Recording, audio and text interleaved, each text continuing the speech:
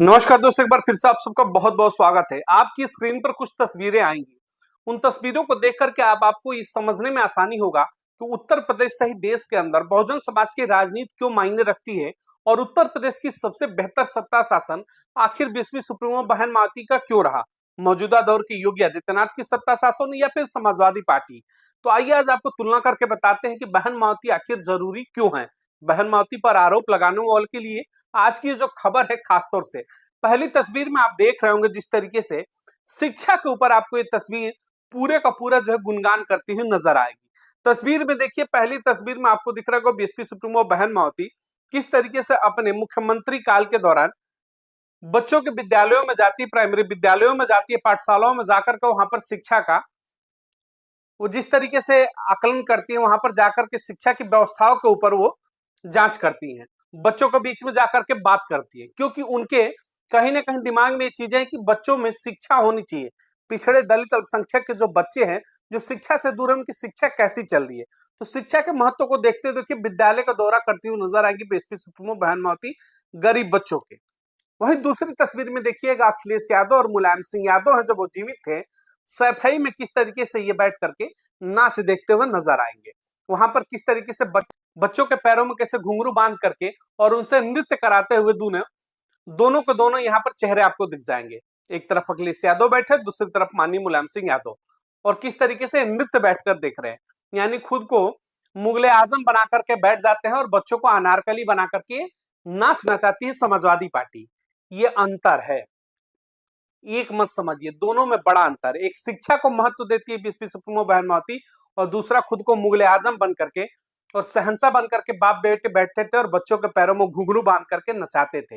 ये अंतर है बसपा और सपा के अंदर। समझना होगा कि बसपा की सोच क्या है और समाजवादी पार्टी की सोच कितनी नीची है। इस अंतर को समझिएगा। अब अगली तस्वीर जरा देखिएगा। इस समय एक तस्वीर बड़ा वायरल हो रही उत्तर प्रदेश से। योगी आदित्यनाथ में हरियाणा चुनाव में जिस तरीके से मंचों से कहा था कि बटोगे तो कटोगे, तो ये पूरा का पूरा तस्वीर जो है पूरे देश भर में इस समय वायरल है। महाराष्ट्र इलेक्शन में भी है, जगह जगह तस्वीरें लग रही है। अब सेम इसका जवाब देते हुए समाजवादी पार्टी की तस्वीर देखिएगा। जुड़ेंगे तो जीतेंगे। उसके बाद इनके समाजवादी पार्टी के नेता यानी कि शिवपाल यादव का एक बयान आता है, वो कहते हैं कि ना पीडीए बटेगा ना पीडीए कटेगा, जो ऐसी बात करेगा वो पीटेगा। यानी ये चुनौती भी दे दी कि सरकार आएगी तो फिर ऐसे लोग पीटेंगे। अब इनकी पूरी बातों को अगर आप देखेंगे तो लगेगा कि कहीं एक जगह से संचालित हो रहे हैं। दोनों को ना शिक्षा से लेना देना है, ना दोनों को रोजगार और स्वास्थ्य से भी लेना देना है। एक कहता है कि कटोगे तो बटोगे, दूसरा कहता है जुड़ोगे तो जीतोगे, तीसरा कहता है कि बाद में पिटोगे। अब सोचिएगा, इनकी ये विचारधाराएं हैं। कभी भी आप नहीं देखेंगे शिक्षा के ऊपर चर्चा करते हुए नजर आ जाए, कभी रोजगार के ऊपर चर्चा करते हुए नजर आ जाए। यानी कि जब तक उत्तर प्रदेश में समाजवादी पार्टी जैसी पार्टियां जो है जिंदा रहेंगी, जब तक इनके चाल चलते रहेंगे, जब तक ये दलित और मुसलमानों को मूर्ख बना करके वोट लेते रहेंगे, उत्तर प्रदेश के अंदर भाजपा की सत्ता शासन आराम से चलेगी। क्योंकि यही अखिलेश यादव और इनकी सरकार है कि मुजफ्फरनगर का जिस तरीके से विवाद जो हुए थे, उसके बाद से सत्ता शासन में किस तरीके से भाजपा की वापसी हो गई।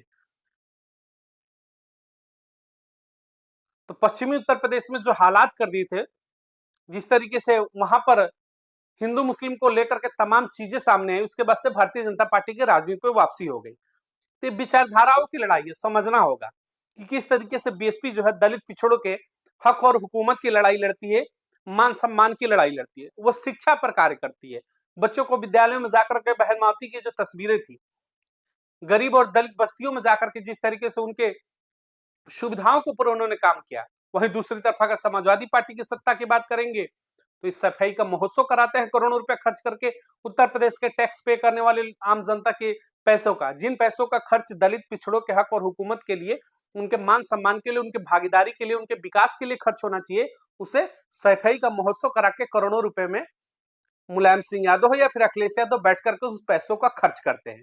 वहीं दूसरी तरफ तस्वीरें देखिए योगी आदित्यनाथ की कि बटोगे तो कटोगे, इस तरीके की राजनीति होती है। तो अब सोचना होगा कि उत्तर प्रदेश के अंदर आपको कैसी राजनीति चाहिए। मुजरा देखने वाली समाजवादी पार्टी की राजनीति चाहिए, जो छोटे मोटे बच्चे जिनको शिक्षा मिलनी चाहिए उनके पैरों में घुंघरू बांध करके ये मुजरा कराते और खुद को मुगले आजम बन करके मुलायम सिंह यादव या फिर अखिलेश यादव बैठ जाते हैं, या फिर करोड़ों रुपए खर्चा करके सैफई में बॉलीवुड उतार करके ठुमका पर करोड़ों खर्च करने वाले सरकारी खजाने का समाजवादी पार्टी की सत्ता चाहिए, या फिर मौजूदा दौर में कटोगे या बटोगे की बात करने वाले योगी आदित्यनाथ की सरकार चाहिए, या फिर आपको शिक्षा के लिए विद्यालयों में जाकर के ऐसी दौरा करने वाली बीएसपी सुप्रीमो बहन मावती जैसे चेहरे चाहिए, जो विद्यालयों में जाकर के शिक्षा की गुणवत्ता की जांच करती है कि यहाँ पर बढ़िया से पढ़ाई हो रही है, यहाँ सुविधाएं हैं कि नहीं है। हॉस्पिटलों में जाकर के दौरा करती, 108 का जिस तरीके से एम्बुलेंस दिया कि हर गांव में वो एम्बुलेंस पहुंचे और लोगों को स्वास्थ्य की सुविधाएं मिले। सफाई कर्मचारियों की जिस तरीके से नियुक्तियां होती हैं, सफाई कर्मचारी में जिस तरीके से महिलाएं कार्यरत थी तो उनको 2 घंटे का छूट दिया जाता था, ताकि उस छूट के दौरान आप अपने बच्चों को कहते थे कि पहले विद्यालय भेजिए, बच्चों को पहले तैयार करके विद्यालय छोड़ करके फिर काम पर आओ। तो 2 घंटे उनको लीव दिया जाता था सुबह में कि आप 2 घंटे बेशक लेट आइएगा। सफाई कर्मचारी महिलाओं को सोचिएगा कि शिक्षा के प्रति उनकी सोच क्या थी कि अपने बेटे बेटियों को पहले विद्यालय भेजो, उनका विद्यालय जाना जरूरी है, उसके बाद तुम नौकरी पर आना, बेशक 2 घंटे लेट आओ कोई बात नहीं। और दूसरी तरफ मुजरा बैठकर देखने वाले समाजवादी पार्टी के नेता है और कटोगे तो बटोगे की बात करने वाले भारतीय जनता पार्टी है। तो सोचिएगा कैसी राजनीति चाहिए आपको, आपके बच्चों को, आपके परिवार को, आपके आने वाले भविष्य को राजनीति कैसी चाहिए। कहते हैं कि बसपा खत्म हो गई, बसपा की राजनीति, सोचिएगा यही विचारधारा की लड़ाई है कि जब सत्ता शासन में आती है तो बच्चों की शिक्षा पर गौरव करती है, 2 घंटे का लीव देती है सफाई कर्मचारी महिलाओं को। क्या आज के दौर में 2 घंटे का लीव है? भारतीय जनता पार्टी देती कि 2 घंटे लेट आइएगा, बच्चों को पहले विद्यालय भेजिए, क्योंकि नहीं, उनको पता है कि कटोगे बटोगे की बात करके राजनीति कर लेनी है। समाजवादी पार्टी में ये छूट थी? नहीं था, क्योंकि उन्हें पता है कि शिक्षा से कोई लेना देना नहीं, उन्हें मुजरा देखना था, मुजरा कराना था और उसी में वो खुश थे।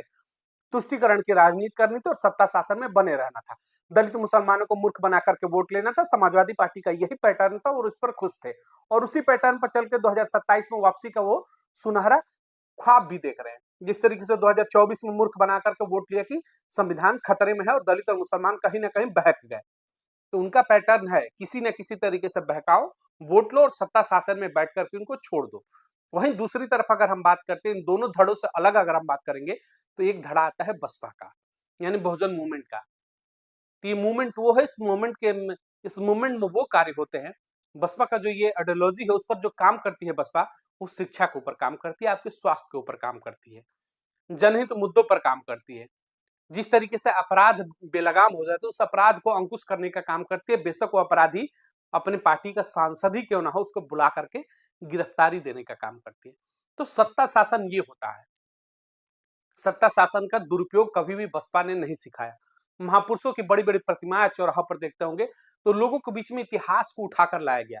जिस इतिहास को दबा दिया गया था किताबों के अंदर, जिस इतिहास को जमीन के अंदर दबा दिया गया था, उस इतिहास को उजागर करके हर बड़े बड़े चौराहा पर आलीशान प्रतिमाएं लगा करके उस इतिहास को जगाने का काम किया।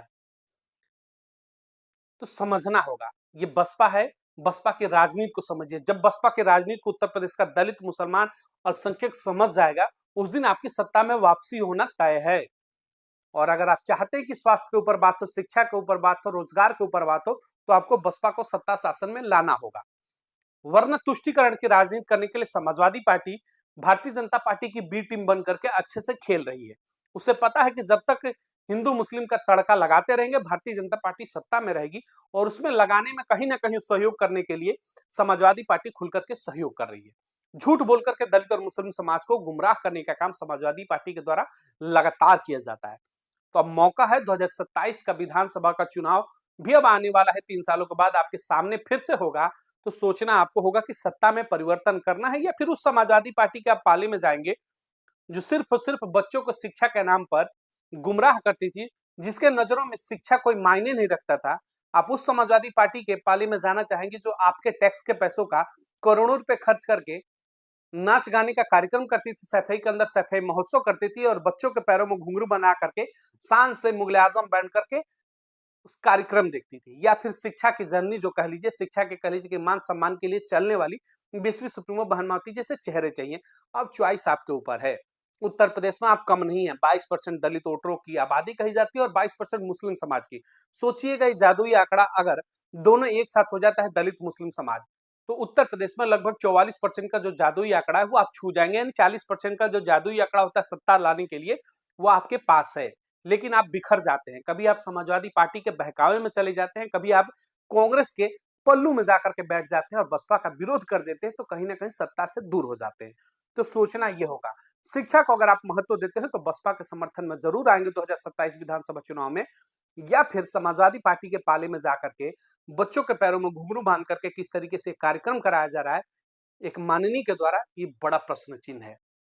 तब सोचना आपको है, फैसला आपके हाथों में है कि 2027 में उत्तर प्रदेश की सत्ता शासन का बागडोर है, आप किसके हाथों में देना चाहते हैं। इस वीडियो को अधिक से अधिक लोगों तक शेयर जरूर करिएगा, ताकि जो एक बड़ा अंतर है बीएसपी सुप्रीमो बहन माती हो और समाजवादी पार्टी और भारतीय जनता पार्टी की मौजूदा सरकार उत्तर प्रदेश की, एक बड़ा अंतर जो है देश के दलित समाज समझे इस अंतर को कि बहन माती के सत्ता शासन में चीजें क्या थी, समाजवादी पार्टी के सत्ता शासन में चीजें क्या थी और मौजूदा दौर में क्या चीजें चल रही हैं। अंतर आपको पता चल जाएगा इस खबर को देख करके, और फिर आप फैसला लेने में आपको शायद मदद मिलेगी। मिलेंगे अगली तमाम बड़ी खबरों को लेकर के, वीडियो को अधिक से अधिक लोगों तक शेयर जरूर करिए, चैनल को लाइक और सब्सक्राइब करिए ताकि चैनल का कारवा आगे बढ़े तो खबरें अधिक से अधिक लोगों तक पहुंचती रहे। बहुत बहुत धन्यवाद।